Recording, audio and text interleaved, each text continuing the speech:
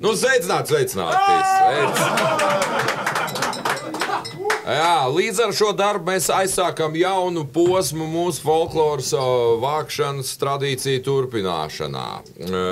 Šie būs stulbi Jāņiki, pirmais sējums. Daudz cilvēku mūs vienkārši tagad neredz. Viņi neredz, ka mēs sēžam ļoti omulīgā virtuvē, Radio SVK virtuvē, un šīs principā ir vēsturisks ieraksts, jo virtuvē te rakstīts nav nekad nekas. Jā. Nu ko, laižam vaļā. Cik nu stulbi var? Aiziet. Agrs rīts, pulkstens 5:15 pie durvīm zvana. Jūs atverat, uz sliekšņa laipni smaidot stāv Eižēns Sviests un saka: labrīt, vai jūs zināt, ka žirafe dzīvo 12 gadus? Ko gan jūs atbildēsiet? Nu, protams. Uz to mums atkal jāiedzer, jo patiesi, vai gan atcerēties, kad pēdējo reizi uzdzērāt uz žirafes veselību? Lūdzu visi! Dundurs 3 izsauc bāzi, pieprasu avārijas nozēšanos. Te bāze, kas noticis? Degviela izbeidzās. Nē, smilga pakaļā! Kinoteātrī ienāk Zīlons un apsēžas pirmajā rindā. Aiz muguras sēž Vārde. Lūr pa kreisi, lūr pa labi, neko neredz. Un tad saka: atvainojiet, lūdzu noņemiet cepuri. Zīlons noņem. Pēc brīža Vārde atkal: atvainojiet, lūdzu novelciet mēteli. Zīlons novelk. Pēc brīža Vārde: atvainojiet, lūdzu novelciet arī tēšērtu. Zīlons novelk. Vārde: paldies, cienītais, tagad ir labi. Zemnieka sieva pusdienu laikā nolikusi sili, kapā biešu lapas. Izlien kurbis un saka: nu ko, tu daudzies? Labi, mēs ar draugiem drusku vairāk iedzērām. Uzlikām mūziku drusku par skaļu, nu pālējāmies drusku. Bet vai tad tāpēc jādauzās? Mēs taču esam jauni kurņi. Reiz Šķirlits ar Milleru devušies uz viesnīcu, noīrējuši numuru un pārgulējuši. Millers no rīta kautrīgi iebilst: zini, Šķirlits, tagad tu mani drīksti saukt nevis par Šturmanu Fīreru, bet vienkārši Millīt. Šķirlits saka: bet tu arī mani Millīt sauc nevis vairs par Šķirlitu, bet par Justiņu Aleksīti. Satieks mežā sapīpējies zaķīts un sapīpējies tīģerīts. Zaķīts: nu ko, kaķīts, tā liedītē būs pelītē. Tīģerīts: bet tu ķengur, tā ātri, dipadu dapadu. Vai pēc pauša? Ienāk zaķīts veikalā un prasa: man lūdzu zilcu, 15 kilogramus. Pārdevēji pārbrīnās. Bet zaķīt, tu taču esi veģetārietis. Vai tad tu ēdīsi gaļu? Zaķīts atbild: jā gan, es esmu veģetārietis. Jā gan, es nekad neēdu gaļu, bet šodien es saņēmu prēmiju un tagad visu var atļauties. Tāpēc lūdzu zilcu man un 15 kilogramus. Puisis nolēma apprecēties, aizgāja un vienkārši apprecējās. Meita nolēma iziet pie vīra. Aizgāja. Putu vēlas, kā nevar saprast, iekšā ārā.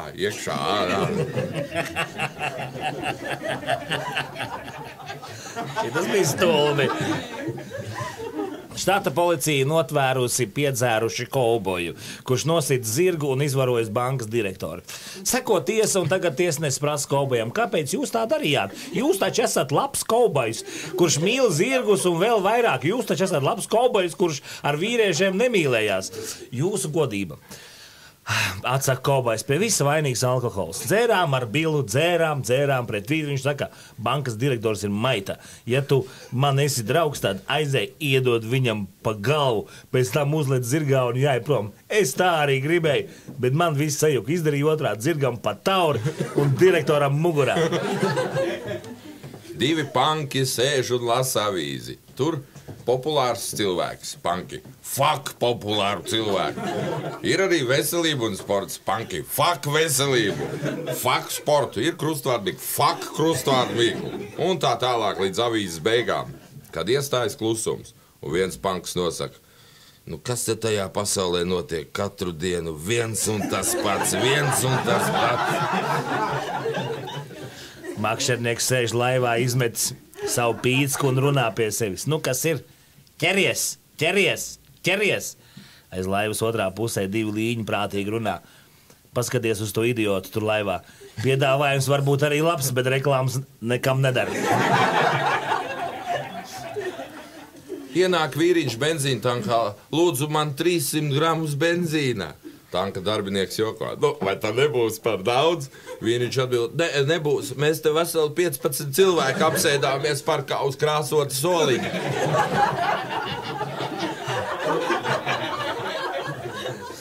Pa galveno pilsētas ielu iet govs un bauro. Mūjo rēz. Piebrauc policija, noliek govī priekškājas uz kapota, pakaļkājas plati un prasa, dzēri, govs. Nu, dzēru. Policisti, zāli pīpēj, nu pīpēj. Policisti, dūries arī. A kā tu domā, mazais sarkanais vīriņš ar zaļām acīm pa visu mūli? Futbols!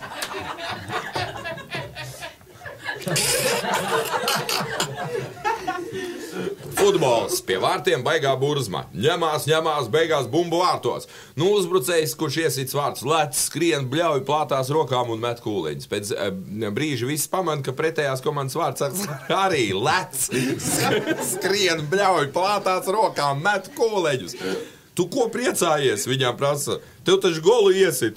Kas to teica, ka es priecājos? Vienkārši burzmā dabūju ar kāju pa kūli. Uz ielas mētājas leduskapis pilns ar alu. Apkārt stāv liels bars ļaužu, bet neviens neiet klāt. Pienāk nejauši garām gājis un prasa, kas te notiek? Kāpēc leduskapis uz ielas? Vai tad neviens negrib alu? Kā nu ne? Gribētos jau gan, viņam atbild pārējie. Lieta tikai tā, ka mēs neesam vietējie. Mēs no Lubānas ielas. Jūs esat aizgājis pie masieru un tieši to brīdi jums aizrautīgi masē muguru. Te pēkšņi pie jūsu sejas cieši klāt pieliec eiženas sviests un saka, vai zināt, ka proterozoja ērā virs zemes parādījās pirmiem bezmugurkaulnieki? Ko gan jūs atbildēsiet? Nu, protams, uz to mums atkal jāiedzer. Jo patiesi, vai gan atceraties, kad pēdējo reizi iedzērāt uz bezmugurkaulnieku veselību? Karsta diena. Pa Elizabetes ielu laipni smaidot jums pretīm nāk eižens sviests un saka, vai zināt, ka lielākais Latvijas ezers ir Lubānas ezers? Ko gan jūs atbildētu? Nu, protams, uz to mums atkal jāiedzer, jo patiesi, vai gan atcerieties, kad pēdējo reizi uzdzērāt uz Lubānas platības hektāru veselību? Ienāk onkulis pie ārsta un saka, ka viņam slikta ar acīm, lai apskata. Bet es, vai ziniet, neesmu atsārs, es esmu ārsts ginekologs. Un ka, nu nekas pie reizes apskatiet man to gineku arī.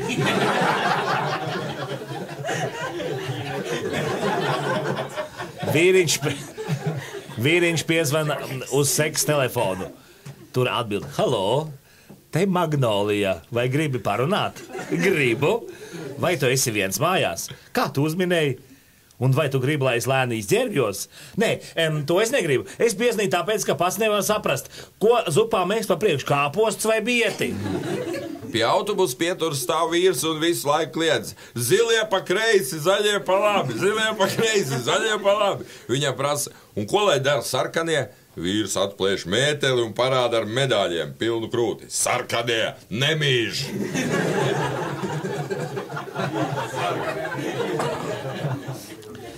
Bērns iznāk telekameru priekšā un saka, tagad mamma veļu mazgājot pievieno delikāto mīkstinātāju, bet es kamēr neviens neredz saules puķeļu un zabaksmēru. Tētis guļ šokā un mājā valda miers.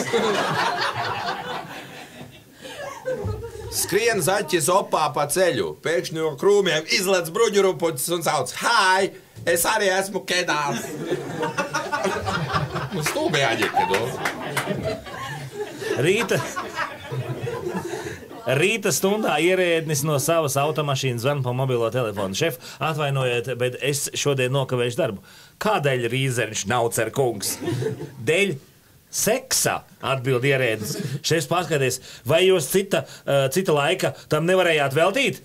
Nē, redziet, tieši uz krustojumu drāžas 2 suņi, un tāpēc uz visām pusēm pilsētas centrā ir milzīgs sastrēgums. Cūkai atsūta apelsīnus pa pastu, šī apskatās un saka, nu tie laikam nav man, nu kas tad man cūkai apelsīnus sūtīja? Jūrmala. Jūs iebrēnat jūrā, jūs plunčājaties, jūs lēcat, jūs nirstat, jūs spiedzat, te pēkšņi jūsu priekšā no ūdens iznirst eižēns sviests un saka, vai zināt, ka ātoma diametrs ir 10⁻8? Ko gan jūs atbildēsiet? Nu, protams, uz to mums atkal jāiedzer. Jo patiesi, vai gan atcerieties, kad pēdējo reizi iedzerāt uz ātoma diametra veselību? Iet Gailītis, viņam prasa, kur tu teci? Gailis neatbild. Pēc brīža atkal cits prasa, kur tu teci? Gailis neatbild. Kāpēc tu neatbildi? Viņam prasa. Gailītis noguļās uz muguras un ar žestiem paskaidro, es esmu mēms Gailis.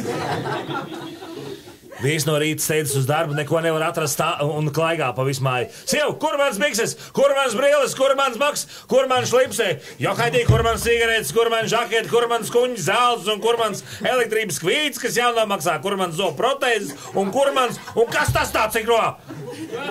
Tava tēņu un olas, dārgais. Jā, nu pat gribēju prasīt, kur mans olas vēl panāks?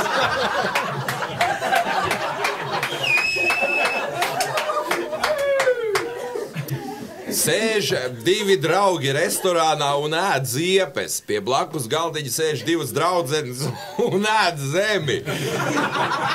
Dīvaini, bet viņi tā arī neiepazinās.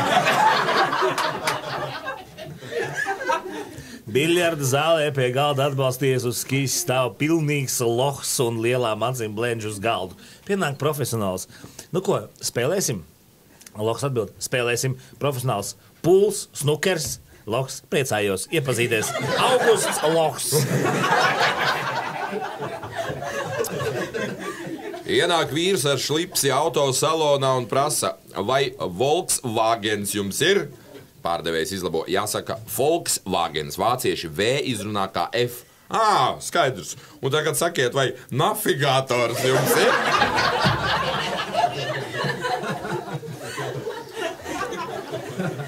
Es atvainojos, cienītais, piedodiet, ka iztraucēju jūs šeit bibliotekā. Vai drīkstu būt pilnīgi atklāts? Lūdzu, cienītais, vēl nekad mūžā neesmu redzējis tik debīlu mordu kā jums, cienītais. Divi kosmonauti pirms starta ļoti sabijušies, guļ raķetē, nekustās. Starts, spēcīgs rāviens un viss atkal mierīgi. Viens kosmonauts smaidot uzsauc otram. Nu re, gravitācija pārvarēta. Tagad var atslābināties. Otrs bēdīgi saka, jā, pārvarēta, bet es jau atslābinājos pirms starta. Makšķernieks iet gar upmalu un atrod spaini. Tu, kas dzīvo namiņā, makšķernieks pieklāvē pie spaiņa. Tur redz atskan vesels balsu koris. Te dzīvojam mēs, sliekas. Makšķernieks, vai drīkst arī es pie jums ielīdīšu padzīvot? Nē, atbild slieku koris, tev mela mute. Divi dzērāji beidz dzert un saka viens otram, Klaus, satiekamies rīt pie manis, dzersim tālāk.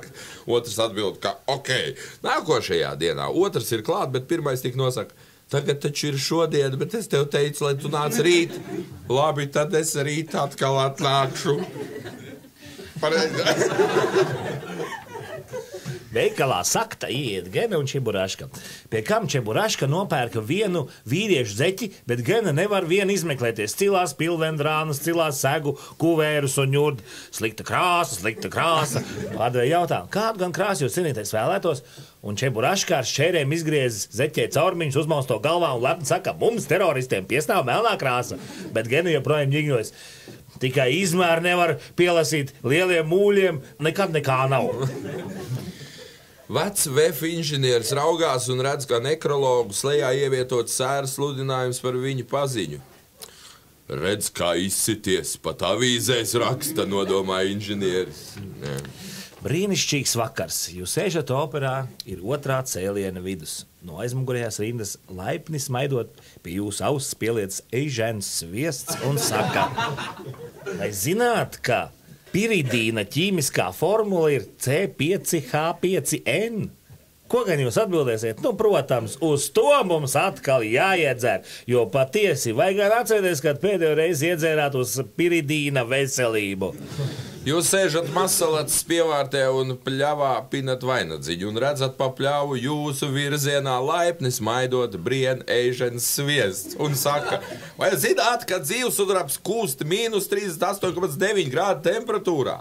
Ko gan jūs atbildēsiet? Nu, protams, uz to mums atkal jāiedzer. Jo patiesi, vai gan atceraties, kad pēdējo reizi iedzērāt uz dzīvesudraba kušanas veselību? Kāds jauns puisis sadomājas precēties kārtīgi, apģērbis, aiziet pie friziera supermarketā, nopērk puķi, šampanēdu un kūkas, apciemo iecerēto un, kad vakars jau tuvojas beigām, nolēma jaunkundzi bildināt.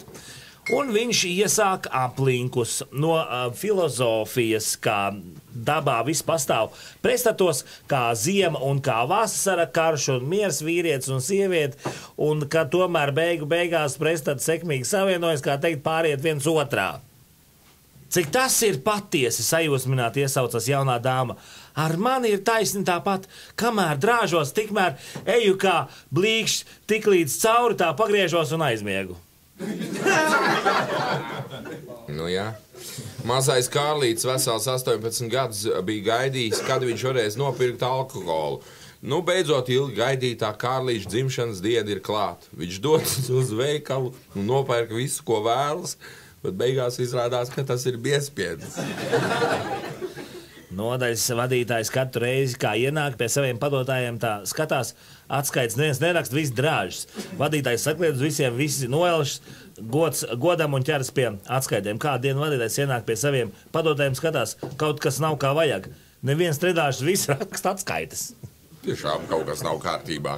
Pēters satiek Jāni un saka, rokas augšā. Jānis satrūkstās un paceļ rokas. Pēters saka, ja nolaidīs rokas, būs lielākais pakaļ pasaulē. Tā arī Jānis aiziet ar paceltām rokām. Tā viņu arī guldīs ārkā 88 gadu vecumā ar paceltām rokām. Hipodroma sacīkstes, beidzas skrējiens un visos skaļos paziņo, kā pirmais pienāca zirgs ar segvārdu krītam kaite, kā otrais viņa žokejs, kuram komisija vienbalsīgi piešķīrusi segvārdu uzēt zemi. Sapieris ieiet kāpostu laukā un sāka lidot. Pienāk dārznieks un prasa, ko tu lidot, te tak nesprākst. Es esmu kāpostu baltenis, nu tad šeit tev ar lāpstu, šeit tev kaitēkli nolāpītais. Pie dzelzceļa kasēm pienāk divi nopietni puiši, un viens no tiem pieliecies pie lodziņa saka, man viena biļete tikai turpa līdz Krustpilī, bet manam draugam tikai atpakaļ. Kas ir? Uztraucās, kā tad tā? Vai tad jūsu draugs skries uz Krustpili ar kājām un tikai atpakaļ brauks ar vilcienu? Nē, kundze, nopietni atbild puisis. Es braucu uz Krustpili ciemos, bet viņš brauc atpakaļ uz mājām, jo viņš Krustpilī dzīvo. Vēl par biļetēm. Students izvēl biļeti un skaļi nolasa. 10. biļete. Pēc brīža atkal. 10. biļete. Profesors prasa, nu, un kas tālāk? Nu, tālāk 11. biļete, pēc tam 12. biļete, 13. biļete, 14. Kad Gena un Čeburaška dodas aplaupīt bankas seifu, ar ko viņi katrs strādā? Gena, protams, ar autogēnu, bet Čeburaška, nu, zini? Nē. Nu, padomā tak, ar bašku.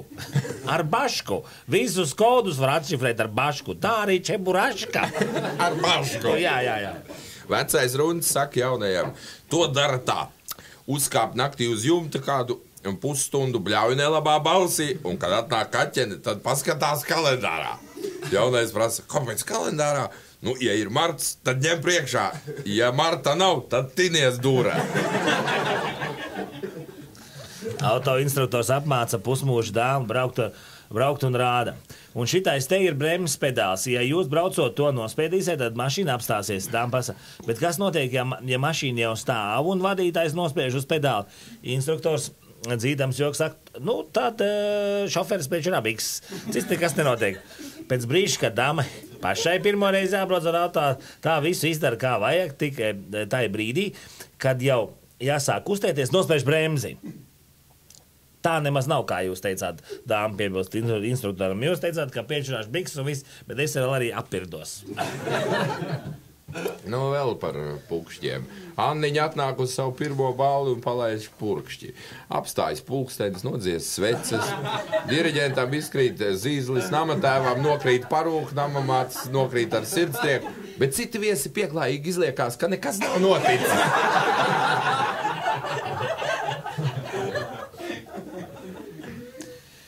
Rāmis Šolohovs brauc uz Stokholmu. Jūrā lieli viļņi, visi pasažieri saliekušies pāri bortam un pūš kā baili. Tikai viens vīriņš stāv taisni pašā klāja vidū. Kapteinis saka Bocmanim, paskaties uz to džeku. Tas laikam pats ir jūrnieks. Bocmans pasaka atbild, nevēla, viņš ir filatēlis, kurš piesūcies kā maita. Ja nešūpotu kuģi, viņš pats šūpotos tikai pretējā fāzē. Pilsonis ienāk Mauku mājā un prasa, mutē ņemsiet? Viņam atbild, nē, neņemsim, mēs esam krāsotāji, taisām remontu. Krokodils Gena stāv kāpņu laukumā, 3. stāvā un kliedz lejā lifta šaktā. Nebrauciet augšā! No lejas viņam atsaucās. Ko tu tur bļauj? Nāc pats lejā un nekomandēju no augšas. Gena, es nemaz nekomandēju, bet lejā tik nevaru, jo man ast līdz pusē iespēja durvīs. Vakars, tumsa, baismi šalts vējš, ūjina pūce, vientuļš parks, iet Marija un baidās. Vai, kā tik manieks neuzbruk, vai, un piepieši dzird, vai, kā tik tā atkal tā trakā pisalīgā Marija nenāk uz manu parciņu, vai. Tumša nakts, negaiss. Nu, kā tur bija iepriekšējā reizē, kā sākās? Vakars, tumsa, baismi šalts vējš. Jūs ravējat bietas savā mazdārziņā. Panākti! Jā, te pēkšņi jums aiz muguras laipni smaidot apstājās Eižens viests un saka, vai jūs zināt, ka Zosī ir 40 grādu temperatūra? Un ko gan jūs atbildat? Nu, protams. Uz to mums atkal jāiet dzert. Jo patiesi, vai gan atcerieties, kad pēdējo reizi iedzerāt uz Zos ķermeņa temperatūru?